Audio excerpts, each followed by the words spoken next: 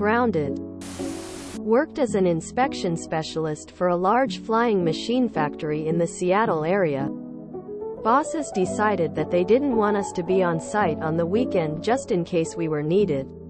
It was easy overtime for the most part because normally it was some routine easy stuff for 16 hours of overtime pay. After they announced their new policy, the team got together and agreed that if any of us got called in on a weekend, we would refuse to come in.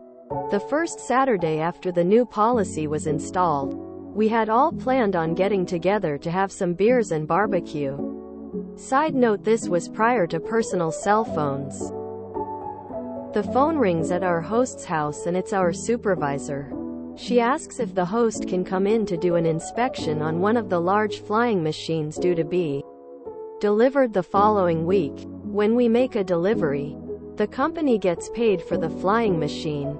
He tells her no, he is far too intoxicated to perform that kind of work, let alone drive in. She asks if she knows where one of our colleagues might be, and he tells her he's right here.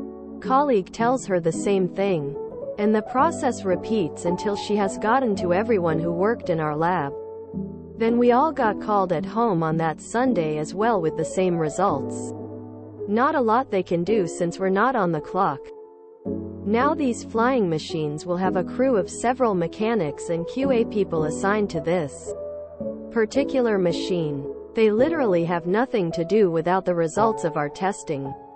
The mechanics and QA were paid more than us, and they were drawing overtime just sitting there. Not to mention a multi-million-dollar flying machine sitting there unable to be delivered to the buyer until the work is completed. Monday rolls around and first thing in the morning one of us goes out and knocks the job off in about a half hour and everything's right in the world. Tuesday morning, our management is asking us to put together an overtime schedule effective the following weekend. Apparently someone higher up told them that burning $1 to save a penny wasn't working.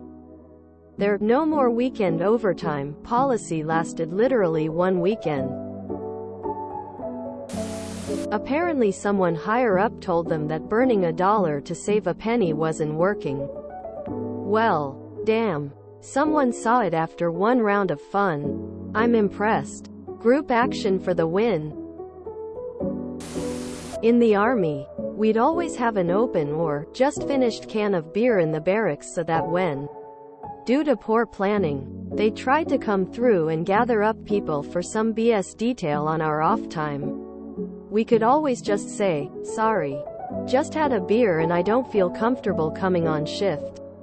I'll stop drinking now and be ready in 12 hours or so." The sergeant learned to plan better and rotate some on-call folks who'd get the following day off. The best was the devoutly religious guy who never touched alcohol also joined the plan. Love it op. We had a similar issue with a new facilities director wanted to show how he's going to save so much $, and curb OT.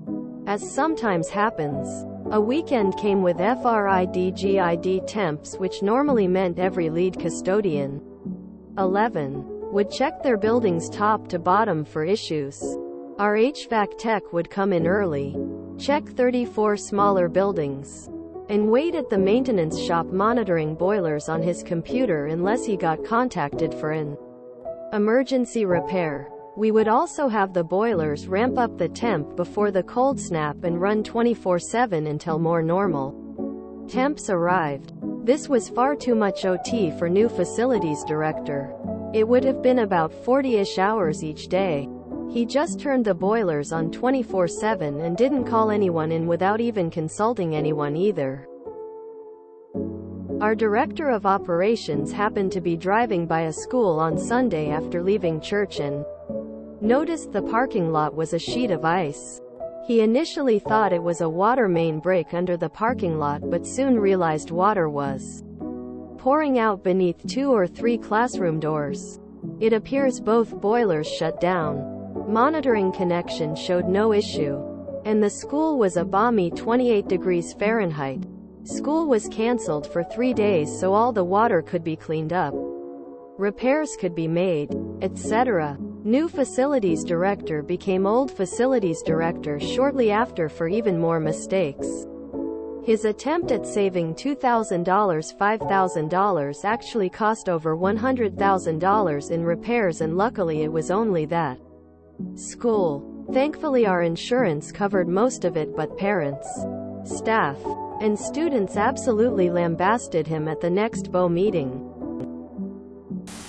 It's a shame that the Seattle Flying Machine Company isn't based there anymore.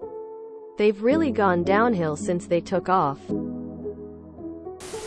Kudos to management for figuring it out the same week. A lot of companies would have tried several approaches to bullying you into being on call, and stretched out the mess for a month or 6. What sound does a plane make when it bounces? Boeing, Boeing, Boeing. May I ask if this was after the big merger? Does this Seattle-based, then Chicago-based, now Arlington-based large flying machines maker's name rhymes with going? 1 week for them to back off? That's impressive. Upper management didn't just blame QA. I drink a lot when I'm not on the clock. It could be a disaster if I drove into work. I wonder if workman's comp would cover the defense lawyer if he had been ordered in after telling the boss he was drunk and agreed to go in. This is the type of golden MC stories I love to read.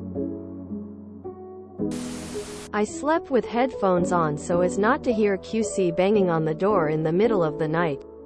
It took only one time of stripping, waxing and buffing the hallways at 3 a.m. before we started avoiding being in our rooms, climbing into the ceiling, locking yourself in the wall locker, switching rooms with the company next door so when they used the key and said, "Who are you?" and "Where is so-and-so?" "Don't know. We were drinking and he left."